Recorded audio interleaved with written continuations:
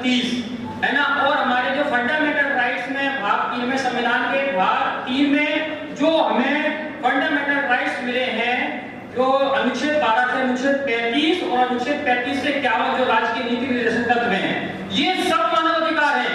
लेकिन मैं आपसे एक चीज पूछना चाहता हूं कि इतने सारे अनुच्छेद कोई भी एक व्यक्ति को कैसे हम समझा सकते हैं? बड़ा जटिल कार्य है।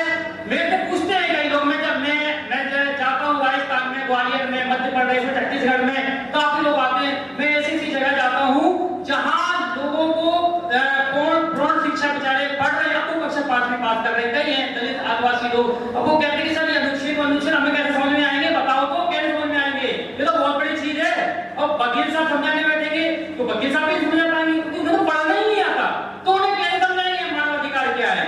तो जब उनको समझाने के लिए मानव अधिकार सरल भाषा में, जो हकीकत में मानव अधिकार की अवधारणा आई है, वो है प्राकृतिक अधिकारों से, जो प्रकृति ने, मैं प्रकृति को मानता हूं, हम परमपिता परमेश्वर ईश्वर को भी मानते हैं, जो जिसमें विश्वास रखता है, जो अल्लाह में विश्वास, हमें मुस्लिम समुदाय के लोग अल्लाह को मानते हैं, ईसाई क्रिश्चियन जीसस को मानते हैं। तो जो प्रकृति ने दिया है, मैं प्रकृति को मानता हूं, प्रकृति को पूछता हूं, जो प्रकृति ने हमें अधिकार दिए हैं, जो हमें जन्मजात अधिकार प्राप्त हैं।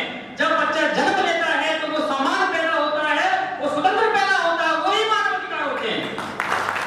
अब आप इस बात का समझना कि समानता और स्वतंत्रता मानव अधिकारों का पहला आयाम है। समानता और स्वतंत्रता इसी आधार पे जब हमारे 18वीं शताब्दी में फ्रांस में क्रांति हुई, लुईस की क्रांति हुई, उसके बाद 19वीं शताब्दी में भी पुनर्जागरण का दौर चला, है ना।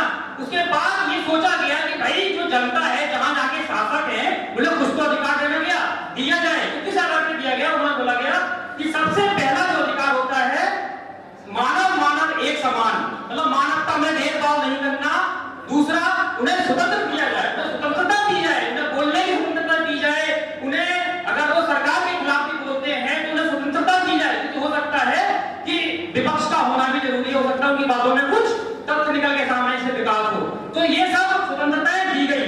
लेकिन ऐसा नहीं है कि पश्चिम से मानव अधिकार आया है। सबसे पहले हमारे बौद्ध भगवान जो थे, आज से 2500 साल पहले, उन्होंने कहा था कि मानव एक समान, हम सब मानव में भेद नहीं करना चाहिए। तो मानव अधिकार तो वहां से भी चला है। ऐसा नहीं है कि हमारे देश में मानव अधिकार नया है, लेकिन हमारा देश कई वर्षों तक ब्रिटिश का गुलाम रहा, कई वर्षों तक यूनानियों को गुलाम रहा, हमारी संस्कृति तहस हो गई। इसलिए हम भूल गए कि मानव अधिकार हमारे भगवान बुद्ध ने भी मानव अधिकारों की अवधारणा लागू की थी। जैनिज्म में भी मानव अधिकारों की जो अवधारणा लागू है, वो ये जो है मानव अधिकार भारत के लिए कोई नया तत्व नहीं है। समानता और स्वतंत्रता मतलब मानव अधिकारों की फर्स्ट जनरेशन है। पहले समानता और स्वतंत्रता, इसी के बारे में विचार किया गया था। अब तो बहुत सारे मानव अधिकारों के बारे में विचार किया जा रहा है। अब तो थर्ड जनरेशन भी आ गई है, जैसे कि अब मान के चलो समूह के अधिकार भी दिए जा रहे हैं। अगर हमारे दिल्ली शहर में प्रदूषण है तो ये भी मानव अधिकारों का आनंद है, ये समूह के अधिकार है। लेकिन ये अब तो बहुत एडवांस हो गया है। राइट टू प्राइवेसी, इतनी चीजें मिल गई हैं कि आपका फोन कोई टैप नहीं कर सकता। राइट टू प्राइवेसी ये भी पार्ट है मानव अधिकारों का। बहुत, लेकिन शुरुआत में समानता और स्वतंत्रता की ही बात की गई थी। तो अब सबसे बड़ी बात है कि समानता कहां से आएगी, स्वतंत्रता कैसे मिलेगी? अब कह रहे देश आजाद हो गया 1947 में, सब स्वतंत्र है, सब स्वतंत्र है। अगर बाई चांस कोई बोल देता है कि हमें आजादी चाहिए, तो कुछ लोग गलत उसको ले जाते हैं, नहीं इनको आजादी नहीं चाहिए, गलत लोग हैं, वामपंथी। ऐसा नहीं है। देखो, समानता और स्वतंत्रता, अब समानता और स्वतंत्रता जो फर्स्ट मानव अधिकारों के आयाम है, पहली जनरेशन के मानव अधिकार है, ये लागू कैसे होंगे? आप बताओ कैसे लागू होंगे? भीड़ में से कैसे लागू होंगे? भाई एपी सिंह साहब हमारे वकील एडवोकेट हैं, जो कोर्ट में जाते हैं, जब इनके पास कोई मुजरिम जाएगा तो वो वही पैरवी करेंगे, आपको न्याय मिलेगा। लेकिन हर आदमी कोर्ट में नहीं जा सकता ना। तो समानता और स्वतंत्रता कैसे लागू होगी? ये बड़ा जटिल प्रश्न है कि किस तरीके से हम इसको लागू करें। ये लागू होगी हमसे, मेरे से, रविंद्र अमर से, हमारे से। समानता, अगर मैं अपने से नीचे किसी भी व्यक्ति के साथ समान व्यवहार करता हूं, अपने ड्राइवर के साथ समान व्यवहार करता हूं, अपने सर्वेंट के साथ समान व्यवहार करता हूं, तो मैं उम्मीद करूंगा कि समानता मैंने लागू कर दी। और यही मानवीय मूल्यों का अगर मेरे अंदर विकास होगा तो समानता आएगी। तो दुनिया बदलेगी, क्योंकि आप में भी आईएएस चाहिए, आप में भी आईपीएस चाहिए। आईएएस आसमान से नहीं आते, कभी हम इस गवर्नमेंट से आते हैं। लेकिन जब हम अपने बच्चों को समझाएंगे कि नहीं, ये जो अपने घर काम करने आते हैं, काम करने नहीं आते, जैसे कि अभी एक स्लोगन चलाता, सफाई वाला नहीं है वो, वो सफाई वाले हैं, कूड़ा वाला आगे करते नहीं, वो सम्मान दो कि वो सफाई दूत है, जैसे माननीय प्रधानमंत्री मोदी जी ने दिया। और उसके साथ ही हम अपने से जब लागू करेंगे, अपने बच्चों में मानवीय मूल्यों का विकास करेंगे, तो समानता आएगी, स्वतंत्रता आएगी। आज देश जरूर आजाद हो गया है, लेकिन कई जगह पे आप देखेंगे कि कई लोग प्राइवेट नौकरी भी करते होंगे। स्वतंत्रता का हनन हर जगह है, बस कहने को देखा जाता है, लेकिन वहां किसी की गलती नहीं है। आप ये मत कहना कि पीएम मोदी की गलती है या अरविंद केजरीवाल की गलती है या मायावती बहन की, किसी गलती नहीं है, गलती हमारी है, क्योंकि जो सिस्टम में कचरा पड़ा है उसे आपको ही निकालना पड़ेगा। अब सबसे महत्वपूर्ण बात यह है कि समानता और स्वतंत्रता स्थापित कैसे की जाए। सबसे पहले तो हमें अपने मानवीय मूल्यों का विकास करना है। चलो हमने कर लिया मानवीय मूल्यों का विकास, मैंने कर लिया। आज यहाँ पे जितने भी लोग आए, भाई घर पे जाएंगे, जितना भी ड्राइवर होगा उसको जी करके बात करेंगे, सम्मान देंगे, या किसी फैक्ट्री के ओनर होंगे तो अपने मजदूरों को शोषण नहीं करेंगे, आपने कर लिया, ठीक है, लेकिन ये तो आपने कर लिया। लेकिन आप सिस्टम को कैसे जागरूक करेंगे, इसके लिए कैसे जागरूक करेगा 1 to 1 का आदमी, कैसे जागरूक करेगा?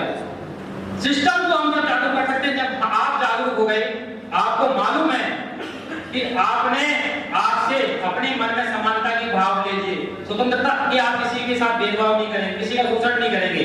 और आप जब कहीं भी किसी भी सरकारी अफसर में जाएं, कहीं भी जाएं, और वो आपसे कोई भी सरकारी बाबू हो, चीफ हो, हेड हो, XYZ कोई भी हो, लेकिन भारत का प्रधानमंत्री और राष्ट्रपति ना हो, क्योंकि ये इनका सम्मान करना संविधान में भी लिखा है, ठीक है, ये संवैधानिक पद होते हैं। इनके अलावा कोई भी XYZ सरकारी बाबू हो और आप जाते हैं, आप जैसे हाथ जोड़ के, हम ग्रामीण तबके के लोग कि बाबूजी हमारा काम कर दीजिए, अब बाबूजी नवाब की तरह बैठे हैं, राजशाही चली गई, राजशाही गई, नए राजा आ गए, तो राजा साहब है बैठे 5 जवान है, अच्छा ठीक है, घर से उधर खाली कर दी, गरीब आदमी ऐसे खड़ा है।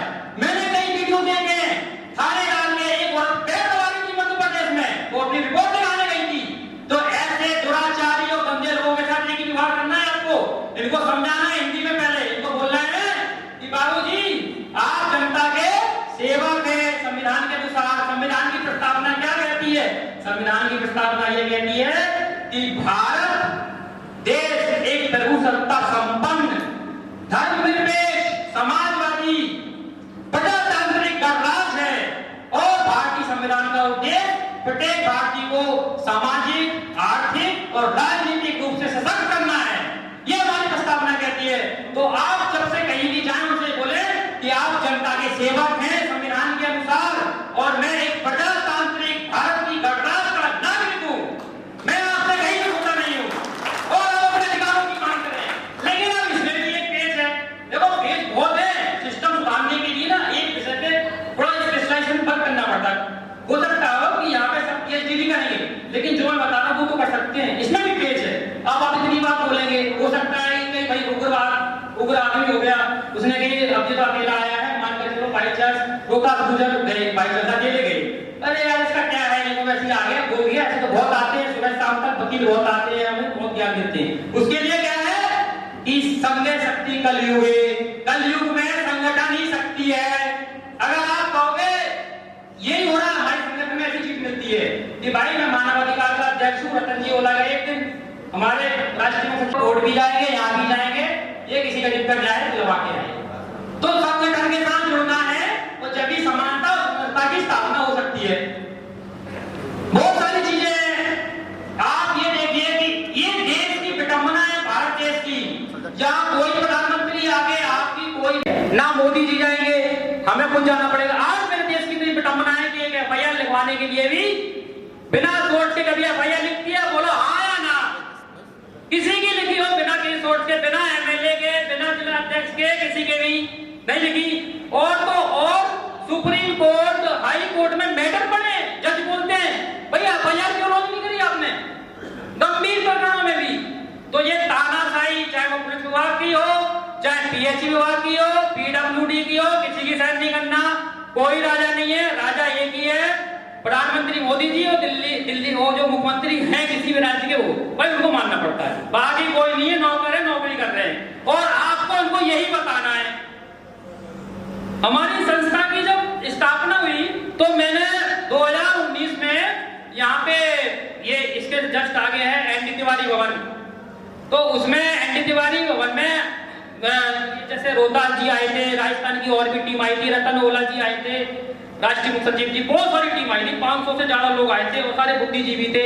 और मतलब 18 में स्थापना हुई थी और 19 में एक्चुअली मैं किसी इलेक्शन कैंपेन में था तो 6 महीने मैंने कोई प्रोग्राम नहीं किया, तो मतलब स्थापना 19 में मान लो। तो जब सब लोग आए, 600 लोग आए, 600-700 से ज्यादा की उम्मीद थी, तो जब वो आए और सब लोग बैठे बोले मानवाधिकार मानवाधिकार, और आगे गए भाई मानवाधिकार, ये तो पता था कि मानवाधिकार कुछ है, मानवाधिकार के बारे में पता है, ये ऐसी चीज है कि जहाँ भाई पुलिस अगर परेशान करेगी तो आ जाएंगे, ये पता था। वो सभी लोग बेचारे आए तो पूछ रहे मेरे से कि सर कैसे करेंगे, क्या करेंगे, कैसे होगा, क्या आपका प्रोजेक्ट है क्या।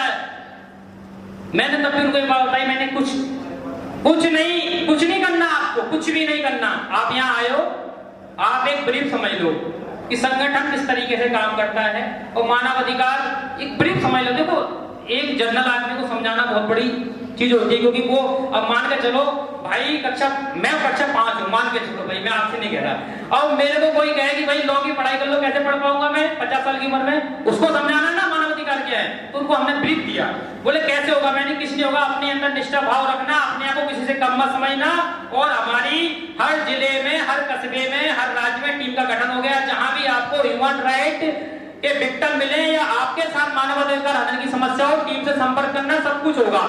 तो स्टार्टिंग में क्या होता था कि सबसे पहले हमारा एक था दिनेश सपेरा जी, कालवेलिया समाज के थे दिनेश सपेरा जी, तो वो एसडीएम कोर्ट गए, और एसडीएम कोर्ट में, जबकि वो एसटी में आती है कालवेलिया समुदाय, तो एसडीएम ने वो धक्के मार के निकाल दिए। वही मैंने जो आपको बता रहा था कि राजशाही, वो राजा चले गए, अब जे राजा आ गए, तो उनको धक्के मार के निकाल दिया। अब वो टीम के संपर्क में आए, रोहतास जी के संपर्क में आए, रोहतास जी और पूरी टीम गई, और वहां पे जाके दिनेश सपेरा जी ने मेरे से बात करी, मैंने लेटर लिखा है एसडीएम को, मैंने भाई आप आज जब हमने जो सामाजिक न्याय मंत्रालय है उसकी सूची में देखा तो ये तो एसटी में थी, लेकिन आप उनके अधिकार, उनके बड़े अधिकार नहीं, एक तरह से वो सर्टिफिकेट नहीं बनाया जा रहा था। जब मैंने लिख के इनको लेटर दिया, ये गए, उनके साथ टीम गई, कलेक्टर थे यादव जी, क्या जगरूप यादव जी कलेक्टर थे, उन्होंने मेरे को भी दिल्ली लेटर पहुंचाया, इनको भी पहुंचाया, बोला भैया दिनेश सपेरा जी हाथ जोड़ के निवेदन है, जितने भी आपके कालवेलिया समुदाय के भेज दो, सबका बन जाएगा। एक समस्या और देखो, इसमें केंद्र सरकार का दोष नहीं, किसी का भी दोष नहीं होता है, मैं किसी को दोषी नहीं मानता हूं। क्या होता है, दोष उन्हीं लोगों का है जो सिस्टम में घुस के गंदगी करते हैं, जो सिस्टम को संभालने के लिए बैठे हैं, वो इसी अपने आप को ताना समझते हैं, दोष उनका होता है। ठीक है, अब मैं थोड़ा सा बीच में दिशा बदल के माननीय चेयरमैन साहब हमारे जो हैं संजय गहलोत जी और जाकिर सिंह के बारे में थोड़ा उदाहरण दूंगा कि ये अफसर नहीं है, लेकिन एक जनप्रिय नेता है और संवैधानिक पद पे बैठे हैं। इनके आयोग में मेरे सामने, मैं जाकिर सर के साथ हूँ, माइनॉरिटी का मेंबर, ये सब वहां घंटों बैठे रहते हैं और लोगों की समस्या का निराकरण होता है, और वो सारे पीड़ित होते हैं, पुलिस, एसडीएम और डीएम, इन सबसे पीड़ित होते हैं, वो सर के माध्यम से न्याय मिलता है। ऐसे भी कई लोग हैं, मतलब ये जो आयोग वगैरह है, सरकारी आयोग है सर का, तो ये हमारे साथ एक हमारे राजस्थान में ही कोटपुतली में एक जवान की समस्या आई थी, रोहतास जी के पास एक शहीद हो गए थे जवान, जयपुर, वहां पे बीएसएफ में शहीद हो गए थे। तो उनका क्या था कि ये उनके पास आए थे, उनकी जो वाइफ थी, वो उनके बच्चे थे, उनके पास मकान नहीं था, कच्चा मकान था, और वो उनका मकान भी चूरा था, वो बेघर हो गए थे, उनके हस्बैंड शहीद हो गए थे। मैं उनको शहीद कहूंगा, लेकिन उनको शहीद नहीं माना जाता कि शहीद हो गए। तो ये राजस्थान सैनिक कल्याण बोर्ड गए, प्रताप सिंह खाजियाबाद जी के पास गए, सैनिक कल्याण बोर्ड के मंत्री के पास, हमने उसको फॉलो किया। तो सैनिक कल्याण बोर्ड के मंत्री ने बोला कि हम राज्य सरकार की तरफ से जो 1 करोड़ की धनराशि हम देंगे, लेकिन इनका मेडिकल कैजुअलिटी सर्टिफिकेट मिल जाए, शहीद होने का प्रमाण पत्र मिल जाए तो हम दे देंगे। अब उसके बाद ये कर्नल थे वहां के सैनिक कल्याण बोर्ड के, जो सैनिक कल्याण बोर्ड में इनका हेडक्वार्टर होता है राजस्थान में, जयपुर, वहां गए, तो उन्होंने भी, हाँ जयपुर, वहां भी गए, सर भाई साहब भी थे इसमें, तो भाई साहब खड़े हो जाएंगे, बाबूलाल पोसवाल जी भी थे उस मिशन में, ये दोनों थे। तो अब ये गए, भाई साहब भी गए। अब उसके बाद कर्नल साहब ने बोलते बैटल कैजुअलिटी सर्टिफिकेट मिले। अब मैंने कमांडेंट से बात करी, बीएसएफ के कमांडेंट से, बांग्लादेश बॉर्डर पे वो शहीद हुआ था। उन्होंने बोला कि यहाँ पे जो युद्ध स्थल नहीं था और ये मतलब कि वैसे ही खत्म हो गए हार्ट अटैक से। जब हमने और छानबीन करी सहपाठियों से मालूम पड़ा कमांडेंट ने जलन में उस व्यक्ति को शहीद घोषित नहीं किया। ऐसी ऐसी घटना हो जाती है हमारे देश में, और उसके बच्चे भूखे मरने का करते थे। मैंने कमांडेंट को लिखा, मैंने कि ठीक है बैटल का फील्ड नहीं था लेकिन शहीद तो हुआ है ड्यूटी पर। नहीं ड्यूटी पर भी नहीं था। अरे मैंने ऐसे कैसे नहीं था ड्यूटी पर। हमने डीजी को लिखा था उस समय डीजी अस्टाना जी थे शायद, है ना? हाँ, अस्टाना जी को भी लिखा था और उस पर कार्रवाई हुई और कार्रवाई होने के बाद उनको 35 लाख तुरंत दिए गए थे जो विधवा थी शहीद की, और टोटल मिला के उनको 1 करोड़ की धनराशि दी गई थी केंद्र और राज्य सरकार की। हम कर रहे हैं और अब बस अब अपनी बाड़ी को प्रणाम दे रहा हूँ बच्चों और हमारे स्टूडेंट, बच्चे तो नहीं है खैर, स्टूडेंट हैं, और सभी माफी चाह रहा हूँ। अब आपको सम्मानित करेंगे हमारे गहलोत जी और मैं और माननीय जाकिर खान साहब।